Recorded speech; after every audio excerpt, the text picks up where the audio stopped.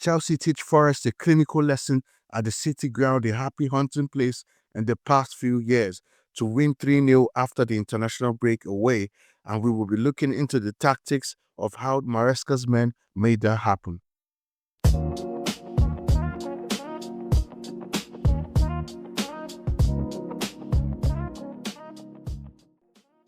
Now let's get into the lineups, and Ange lined up with the 5 at the back for Forest, and this is what he has been trying in the past 2 games after starting with back 4s and saw it wasn't working, so he tried to use a back 5 against Chelsea, and with a lot of their strongest players, Douglas Luiz came in, Zinchenko on the left, then Gibbs White and Anderson. Awoni started instead of Wood, so it was pretty strong from Forest. Meanwhile, Chelsea lined up in their usual 4 at the back in the shape we already know, this time with a lot of rotated players in. Santos comes in with injuries to the side, Gusto back in midfield to do the role he did against Liverpool. Achimpong pairs with Chalobah today, and this is pretty much a decent side for this kind of game. So Forest started really aggressively in the press. They tried to press Chelsea and take advantage of Chelsea's left-hand side, pressing them to Chalobah, making Chalobah play to his left because he's not left-footed, he's his weak foot. So they just tried to make Chelsea go to their left-hand side a lot of the time, and that was how they got the ball, because Chalobah tried to play out, but a lot of the time it was long and no one was really there to receive the ball. The build-up wasn't so great. Maresca touched on this on full time, and Forest tried to make Chalobah go outside on his weaker foot, and then Chelsea lost the ball a lot of the time. Here Chelsea loses the ball, Milinkovic gets the ball, and Forest have the ball again. This was quite a number of times in the first half, and Forest did really well to force Chelsea down this side and win the ball back. So this is how it looked on the tactics board. Chalobah on the left-hand side, Achimpong on the right. The press from Forest. Gibbs White is usually the one that tries to press Chalobah. At times Awoni, because that's Gibbs White's side. Williams then goes on to Cucurella, is a 5 at the back for Forest, remember. Then Milinkovic then meets Garnacho here. Morato on Joao Pedro, Sangare drops when Andre drops. Anderson follows Gusto, and so on and so forth. James remains free because no one is really pressing James when James doesn't have the ball. Remember, James and Achimpong is probably a more comfortable pairing, playing out at the back in the natural side. So Forest didn't really want that because it would be easier for Chelsea to play out. So they did a lot to try and force Sanchez to play the ball this way. Awoni here, then Chalobah gets the ball. So a lot of the time, Andre doesn't even drop that much deep, and Sangare is already on him, so Chalobah can really easily give him the ball. At times, Joao Pedro had to drop deep here, and even Andre had to go here to pin Morato here. Then Joao Pedro receives the ball and tries to turn, but is under severe pressure from Sangare and the Forest midfielders. So this is how Chelsea lost the ball a lot. Then Milinkovic also came here to win the ball when the ball tried to go to Garnacho. Sometimes Sanchez himself tries to play the ball to Garnacho, and Milinkovic is already on him like a plague. So Forest did well in the first half to limit those chances, and that's what they did really well, Forest. Now, the way Chelsea tried to remedy this was Lavia dropping into the left centre-back position here. And when this happens, you could see things like this. Cucurella coming in, Chalobah coming out like this as well. So Lavia has the ball here. Chalobah goes wider. A bit of rotation here. So Lavia comes to receive the ball and help Chelsea play out of the back. Sometimes Cucurella will be inside here. Let's put Andre back. So yeah, Chelsea tries to play out this way at times, and sometimes it worked. I think not so much. It didn't really show much, for example, but Achimpong made a mistake to Lavia at the time this happened. So sometimes we didn't really see it to its full potential or to its fullness. But this is how Chelsea tried to remedy the situation, because Lavia is more comfortable at these angles than Chalobah. Let's see it in practice. Lavia here goes to the left centre-back position. This time, he tries to help the build-up. This is to help the build-up because he's more natural to those angles, because he can really play in any angle. So that's what Lavia does. See the moment he drops, Cucurella moves up, tries to rotate, tries to take away players from the Chelsea defense, to play out of the back. Lavia here in the left centre-back position. You can see Chalobah moving wider, and you can see Cucurella here. So Chelsea didn't really take too much advantage of this, but what this did was to make the press of Forest disorganized and Chelsea to play out a bit more easily. So it really helped as well. But at times we didn't take too much advantage because we just killed our momentum by losing the ball a lot of the time. While in settled build-up, it was the same case as against Liverpool, a fluid 2-3-4-1 shape with Gusto, Joao Pedro and Santos dropping in as central options. Maresca wants to have the central options a lot of the time, with the wide wingers for width, with Neto and Garnacho in this case. So it was more of this. Chelsea tried to rotate a lot and tried to drag Forest players around the place. Joao Pedro drops deep to assist the build-up. Andre drops deep. Gusto drops deep. Then James and Cucurella are inside.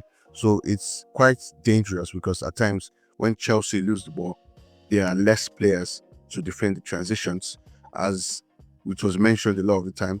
So, but it is very helpful when Chelsea want to go forward because Chelsea have more options centrally. They can drag players around and it helps. So you just have to be a bit patient in possession. And Chelsea were at times, but they also lost the ball a lot of the time. So we move on to Chelsea's mistake because this was a theme in the first half. Back from the international break, a changed lineup. What wrong could happen? And this is what happens at times from Chelsea a lot of the time after the international break, really not set. But sometimes this is just laughable at this point because you can't make this kind of mistakes in games. And this was not up to a minute from Gusto, and he misplaces a simple pass. And Chelsea are already on the back foot. This was missed by Awoniyi, but this was a very dangerous opportunity that better teams could take advantage of. As I also said, this 2-3 shape, 4-1 shape can help in progression centrally. But if you're not patient enough, you can lose the ball. Chalobah does that here and loses the ball with a risky pass to Gibbs White. And Forest have a very good chance again. Gifted the ball and create a big opportunity. Anderson missed his footing when he put Achimpong on the floor. And this is another chance that Forest missed in the game. Another was Lavia miscaught truly a simple pass from Achimpong, and now Forest already have the ball again in a dangerous area, and this time Gibbs White couldn't hit the target. But Forest have another chance gifted to them, and this is something that just must not happen in the Premier League. As usual, Chelsea tried to press man-to-man against Forest. Garnacho moved on to Milinkovic, then Cucurella then goes to Neco Williams. So, but the way Forest tried to combat this was to go long to Awoniyi a lot of the time, and seeing that it was against Josh Achimpong, they tried to take advantage of him, not knowing Josh could handle him the way he did. But Awoniyi was the out ball for them, long ball to Awoniyi to control and bring Forest up the pitch. And Awoniyi tried to do this a lot of the time, but also Josh did well to handle him. Another way Forest tried to bypass the Chelsea man-to-man press was making deep runs. The way to bypass man-to-man presses is if you make runs, especially from midfield, and that's what Forest tried to do. Douglas Luiz tries to take Lavia on a run from deep, and here the ball is passed from Zinchenko, and these runs can really bypass a team. And you can see that now they are already in the corner of Chelsea's right-hand side. Now, this is an example where it got really dangerous for Chelsea. And here, the ball is at the edge of their box, inside their box basically, and Neco Williams has the ball to cross here. But look at Sangare making that dangerous run, late run, dragging Joao Pedro back. And here, he misses the ball, he doesn't shoot. Maybe he gets a shot from the back. But this is a dangerous instance of how it could have worked. So I feel Forest should have definitely scored at least one goal in this game, and we're unlucky not to, because they had the chances to. So but this is one of their ways that they bypassed Chelsea's press and created good chances. So the best thing about Chelsea, especially in the first half, firstly, was the fact that Joao Pedro was creating most of Chelsea's attacks by dropping deep from the 9 position and turning his man to make Chelsea go up the pitch. Chelsea weren't really getting up the pitch the best way they can, but this was like the most effective way for Chelsea to do that. And Joao Pedro was just dropping deep, turning his man, and he was full of quality doing that. One fouls, created chances. This is one where he did that and he won a foul here, and Chelsea are up the pitch. For this to happen, Santos pinned the centre-backs, and also Gusto made runs. The wingers also stayed high so that Joao Pedro can have players to pass to and create space for them to make those runs. So that's what happened. Santos had to go up the pitch and the rest had to compensate for Joao Pedro dropping deep. This is another example. Joao Pedro gets the ball, half turn, back to goal, and he turns Sangare beautifully. And now Chelsea are already in the attack. He releases a through ball for Gusto and Santos, but Santos is onside. Santos does not take the chance, but that's how dangerous we were when Joao Pedro dropped deep, which begged the question, should he drop deep and start at the 10 instead and have a striker make those runs instead of players like this, because this is not their biggest strength. They're not attackers in front of goal. This is where this guy is coming. So what it meant was Gio, Caicedo, especially on the pitch, and I'll tell you significantly why. First of all, Caicedo is our best player currently, and if he's on the pitch, Chelsea are a much better team.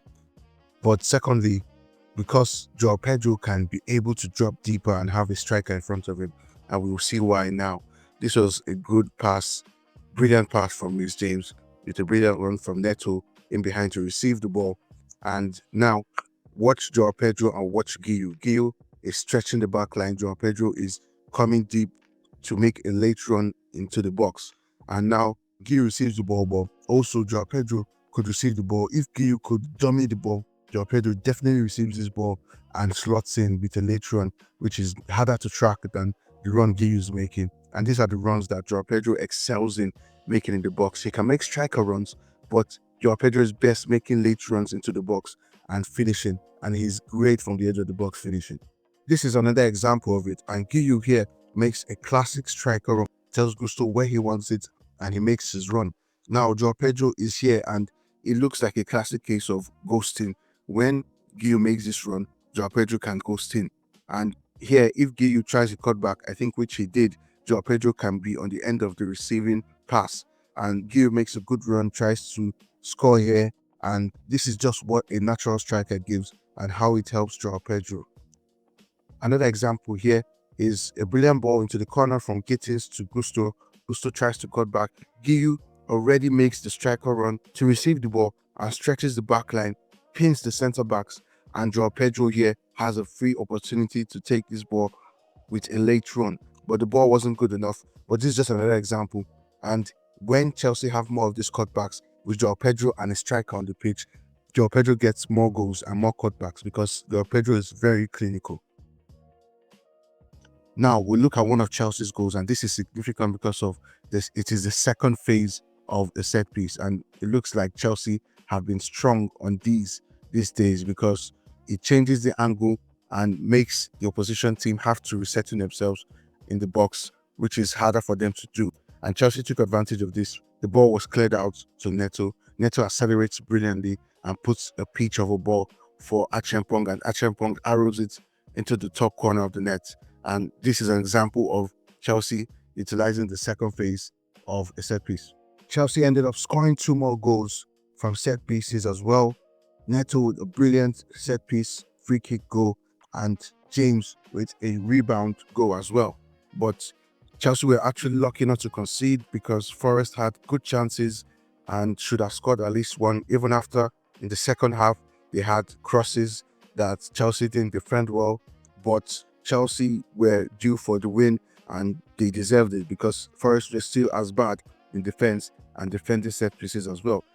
Chelsea ended the game with a very good 3-0 scoreline, and it flatters a bit, but it is enough to seal the win. And despite Forest having the higher XG, Chelsea end up having the win. Please don't forget to like and subscribe to the channel for more videos and content like this. Thank you very much.